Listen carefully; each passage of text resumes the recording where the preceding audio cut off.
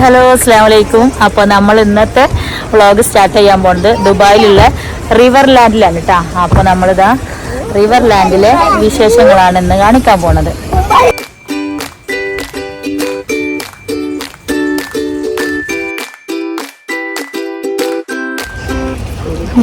കുട്ടികളെ പോലെ ഞങ്ങൾ വേഗമൊക്കെ ഇട്ടിട്ട് പോവുകയാണ് കേട്ടോ.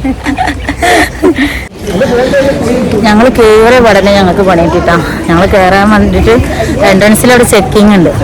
ആ ചെക്കിങ്ങിൻ്റെ സ്ഥലത്തെത്തിയപ്പോൾ തന്നെ അവിടെ ബാഗൊക്കെ ചെക്ക് ചെയ്യുക. അവർ നമ്മളെ ഫുഡ് ഐറ്റംസ് എന്തെങ്കിലും ഉണ്ടോ എന്ന് വെച്ചിട്ട് ഞങ്ങൾ ഓൾറെഡി ഫുഡ് കയ്യിൽ കരുതിയിട്ടുണ്ടായിരുന്നു, മക്കളൊക്കെ ഉള്ളതല്ലേ വിചാരിച്ചിട്ട്. പക്ഷേ എങ്കിൽ ഫുഡ് അവരവിടുന്ന് കൊണ്ടുവരാൻ പറ്റില്ല. അപ്പോൾ ഞങ്ങൾ സ്നാക്സ് ആയിട്ട് വെച്ചിട്ടുണ്ടായിരുന്നു. അപ്പോൾ ഒരു സ്നാക്സും പറ്റില്ല എന്ന് പറഞ്ഞിട്ട് അത് നമ്മളോട് ഡസ്റ്റ്ബിന്നിൽ കളയാൻ പറ്റും. അപ്പോൾ പുതുതായിട്ട് വരുന്നവരാണെന്നുണ്ടെങ്കിൽ ശ്രദ്ധിക്കേണ്ട കാര്യം എന്നുണ്ടെങ്കിൽ നമുക്ക് കയ്യിൽ ഫുഡ് ഐറ്റംസോ സ്നാക്സോ ഒന്നും കരുതാനായിട്ട് അവർ കണ്ടു കഴിഞ്ഞാൽ പറ്റില്ല എന്നുള്ളതാണ്. പക്ഷേ എങ്കിൽ ഞങ്ങളുടെ ചെക്ക് ചെയ്യാത്ത ബാഗിലും അതുപോലെ കുട്ടികളുടെ ഡ്രസ്സിൻ്റെ പോക്കറ്റിലൊക്കെ ഉണ്ടായിരുന്ന ബിസ്ക്കറ്റ്സ് സ്നാക്സ് അങ്ങനത്തൊക്കെ നമുക്ക് ഇങ്ങോട്ട് കയറ്റുന്നതുകൊണ്ട് കുഴപ്പമൊന്നും ഉണ്ടായിരുന്നില്ല. അപ്പോൾ നമുക്ക് അങ്ങനത്തെ രീതിയിലൊക്കെ കയ്യിലുണ്ടെന്നുണ്ടെങ്കിൽ ഇവർക്ക് കൊണ്ടുവരുന്നത് കൊണ്ട് വലിയ ബുദ്ധിമുട്ടോ കാര്യങ്ങളൊന്നും ഇല്ല. പക്ഷേ നമ്മുടെ മെയിൻ ബാഗ് കാര്യങ്ങളിൽ ഫുഡ് ഐറ്റംസ് ഒന്നും വെച്ച് കയറാൻ അവർ സമ്മതിക്കുന്നില്ല.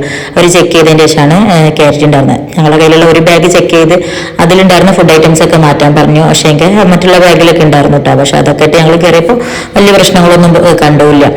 അപ്പോൾ അതാണ് ഒരു കാര്യം. രണ്ടാമത്തെ ഒരു കാര്യം എന്ന് പറയണമെന്നുണ്ടെങ്കിൽ ഓരോ തവണ വരുമ്പോഴും ഇവിടുത്തെ റൂൾസ് ആൻഡിലൊക്കെ ഒരുപാട് മാറ്റം വരുന്നുണ്ട്.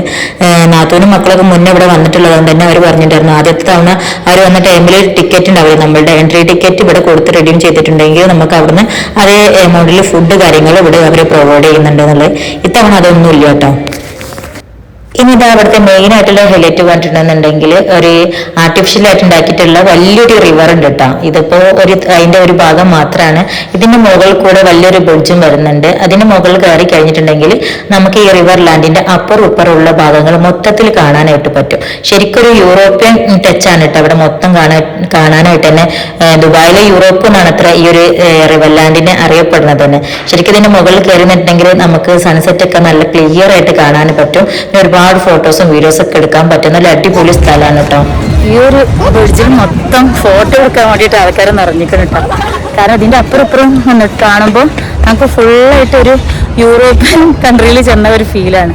അപ്പുറം ഇപ്പുറം നിറയെ ബിൽഡിങ് കാര്യങ്ങൾ. ശരിക്കും നമ്മള് ദുബായിയുടെ ഒരു സ്റ്റൈൽ മൊത്തം മാറ്റിയിട്ട് വേറൊരു നാട്ടിൽ ചെന്നപ്പോൾ ഒരു യൂറോപ്യൻ കൺട്രിയിലെ ശരിക്കൊരു യൂറോപ്യൻ ടച്ചാണ് മൊത്തത്തിൽ ഇവിടെ വരുന്നത് എല്ലാ കാര്യങ്ങൾക്കും. ഇവിടെ പകൽ വെളിച്ചത്തിലും രാത്രിയിലും രണ്ടു തരം ഭംഗിയാണ് കേട്ടോ. ശരിക്കും നമുക്ക് യൂറോപ്യൻ കൺട്രികളിലെ പകലിലെ ഭംഗി എങ്ങനെയാണ് രാത്രിയിലെ ഭംഗി എങ്ങനെയാണെന്ന് ശരിക്കും കണ്ടറിയാൻ പറ്റുന്ന ഒരു സ്ഥലമാണ് കേട്ടോ. പിന്നെ ഇതുപോലത്തെ ഒരുപാട് ഒഴിഞ്ഞ സ്ഥലങ്ങളുണ്ട്. അവിടെയൊക്കെ നമുക്ക് കാറ്റും കൊണ്ട് വെറുതെ ഇരുന്ന് സ്വറ പറഞ്ഞിരിക്കാനൊക്കെ പറ്റും. പിന്നെ ഇവിടെ എന്താണ് ലെഗോലാൻഡ് പറഞ്ഞിട്ടുള്ള നമ്മുടെ നാട്ടിലെ ഇതൊക്കെ ഉണ്ടല്ലോ വണ്ടർല, അതൊക്കെ പോലെയുള്ള വലിയൊരു വാട്ടർ പാർക്ക് വരുന്നുണ്ട് കേട്ടോ. പക്ഷേ എങ്കിൽ ഇതിൻ്റെ ഉള്ളിലേക്കൊക്കെ എക്സ്ട്രാ ചാർജ് കാര്യങ്ങൾ വരുന്നുണ്ട്. 300 ദിർഹം അങ്ങനെ എങ്ങാണ്ട് വരുന്നുണ്ട് തോന്നുന്നു ഒരാൾക്ക്. അത്യാവശ്യം നല്ല റേറ്റ് വരുന്നുണ്ട് ഇതിന്റെ ഉള്ളിലേക്കായിട്ട്. പക്ഷെ നമ്മൾ കയറിയിട്ടില്ല. വലിയൊരു വാട്ടർ പാർക്കാണ് കേട്ടോ. അന്ന് ഒരുപാട് സമയം ചുറ്റി നടന്ന് കണ്ട് ഒരുപാട് ഫോട്ടോസും കാര്യങ്ങളൊക്കെ എടുത്തതിന്റെ ശേഷം ഞങ്ങൾ ഇവിടുന്ന് ഈവനിങ് ആയിട്ട് ഇപ്പോൾ കുറച്ച് ഫുഡ് കാര്യങ്ങൾ അങ്ങനത്തെ വാങ്ങി കഴിച്ചുട്ടാ. നമുക്ക് ഇതിനുള്ളിലേക്ക് സ്നാക്സ് കാര്യങ്ങൾ ഫുഡൊന്നും അലൗഡ് അല്ലാന്നുണ്ടെങ്കിലും ഇവിടെ ഒരുപാട് റെസ്റ്റോറൻറ്റുകളും കഫുകളും ഒക്കെ ഉണ്ട് കേട്ടോ. എന്നാലും ഞങ്ങൾ ചെറിയ ചെറിയ ബിസ്ക്കറ്റ്സ് അങ്ങനെയുള്ള കാര്യങ്ങൾ ഞങ്ങളും കയ്യിൽ വെച്ചിട്ടുണ്ടായിരുന്നു. ഞാൻ മുന്നേ പറഞ്ഞ പോലെ മെയിൻ ബാഗിൽ വെച്ച് കരുതുന്ന കാര്യങ്ങൾ അവർ നന്നായി ചെക്ക് ചെയ്യുന്നുണ്ട്. അല്ലാത്ത കാര്യങ്ങളാണെന്നുണ്ടെങ്കിൽ നമുക്ക് കണ്ട് കൊടുന്ന് കഴിക്കുന്നതുകൊണ്ട് വലിയ ബുദ്ധിമുട്ട് കാര്യങ്ങളൊന്നും കാണാനുമില്ല. പിന്നെ പകൽ വെളിച്ചത്തിൽ വരുമ്പോഴാണ് നമുക്ക് ഒരുപാട് ഫോട്ടോസ് കാര്യങ്ങളൊക്കെ എടുക്കാൻ നന്നായിട്ട് പറ്റുന്നുണ്ട് കേട്ടോ. ഈവനിങ്ങിലാകുമ്പോൾ ഒരുപാട് പ്രോഗ്രാംസും കാര്യങ്ങളൊക്കെ അവിടെ നടക്കുന്നുണ്ട്. ഞങ്ങൾ ഈവനിങ് ടൈമിൽ വന്നതുകൊണ്ട് തന്നെ ഞങ്ങൾക്ക് രാത്രിയിലെ പ്രോഗ്രാംസും അതുപോലെ പകലിലെ അതിന്റെ വ്യൂ നന്നായിട്ട് കാണാൻ വേണ്ടി പറ്റുന്നുണ്ടായിരുന്നു കേട്ടോ. രാത്രി സമയമായിട്ടുണ്ടെങ്കിൽ ഇവിടെ ഒരുപാട് ഡാൻസ് പ്രോഗ്രാംസ് അങ്ങനെയുള്ള കാര്യങ്ങളൊക്കെ ഉണ്ട്. അതോടെ തന്നെ മക്കൾക്കൊക്കെ നന്നായിട്ട് എൻജോയ് ചെയ്യാൻ പറ്റിയിട്ടുള്ളത് രാത്രിയിലായിരുന്നു കേട്ടോ.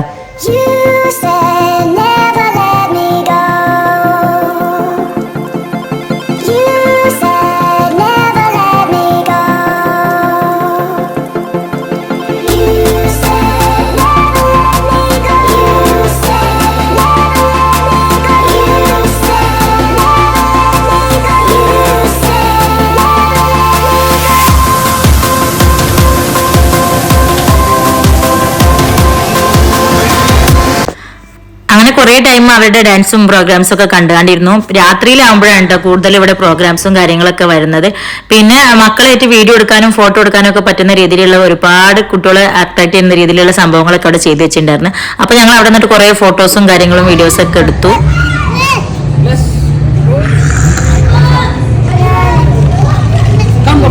Come you all together.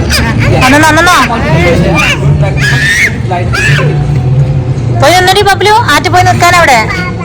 Act like it.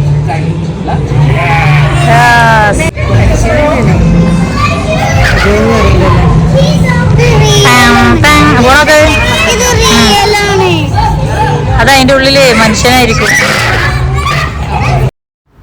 ഇതുപോലെ കുട്ടികൾക്ക് കാണാനും എൻജോയ് ചെയ്യാനും പറ്റുന്ന രീതിയിലുള്ള ഒരുപാട് കാര്യങ്ങൾ ഉള്ളതുകൊണ്ട് തന്നെ അവരായിട്ട് ഒരുപാട് സമയം ഇങ്ങനെ നടന്ന് ഇങ്ങനെ എല്ലാം കണ്ടിട്ടാണ് ഞങ്ങൾ പോകുന്നത് കേട്ടോ. അപ്പോൾ പോരുന്ന സമയത്താണ് ലാസ്റ്റ് ഭാഗത്തായിട്ട് ഇതും കൂടിയും കണ്ടിട്ടുണ്ടായിരുന്നത്. ഓരോ രാജ്യങ്ങളുടെ പ്രതീകമായിട്ടുള്ള കാര്യങ്ങൾ ഡെമോ രീതിയിൽ ഇവിടെ ചെയ്തു വെച്ചിട്ടുണ്ട് കേട്ടോ. പിന്നെ എന്താ പറയാ, വൈറ്റ് ഹൗസ്, അതുപോലെ താജ്മഹൽ, ഐഫൺ ടവർ, പിന്നെ പിരമിഡ്സ്, അങ്ങനെ ഓരോരോ രാജ്യങ്ങളുടെ ഒരുപാട് കാര്യങ്ങൾ ഇങ്ങനെ അവർ ഡെമോ രീതിയിൽ ചെയ്തു വെച്ചിട്ടുണ്ട്. അപ്പൊ അതൊക്കെ മക്കൾക്ക് ഇങ്ങനെ കാണിച്ചു കൊടുത്തും പറഞ്ഞു കൊടുത്തും ഒക്കെ ആയിട്ട് ഞങ്ങൾ ഇങ്ങനെ കണ്ട് ഇങ്ങനെ പുറത്തിറങ്ങാറായിട്ടുണ്ട് കേട്ടോ. അപ്പൊ ഒരുപാട് ദൂരം നടക്കാനുള്ളതുകൊണ്ട് തന്നെ അത്യാവശ്യം നല്ല രീതിയിലുള്ള വിശപ്പും കാര്യങ്ങളും പിന്നെ ഉണ്ടായിരുന്നു.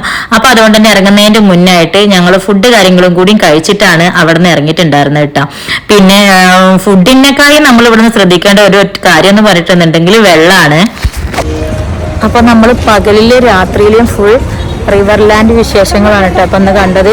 അപ്പൊ ഇവിടെ വരുന്നവരോട് ഒരൊറ്റ കാര്യം പറയാനുള്ളൂ, കയ്യിൽ വേണ്ടോളം വെള്ളം കരുതിയിട്ട് വരിക.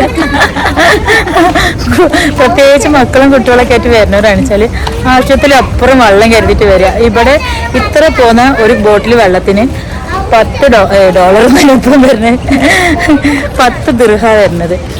അപ്പോൾ വെള്ളത്തിന് നല്ല അറവ്, വെള്ളത്തിന് നല്ല ഫുഡിനും കാര്യങ്ങൾക്കൊക്കെ നല്ല റേറ്റ് വരുന്നുണ്ട് ഇതിൻ്റെ ഉള്ളിൽ കിട്ടും.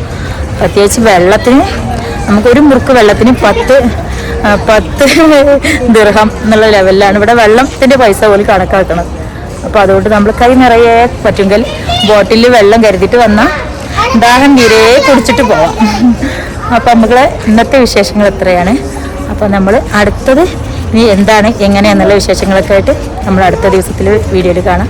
അതുവരെയൊക്കെ എല്ലാവർക്കും അസ്സലാം.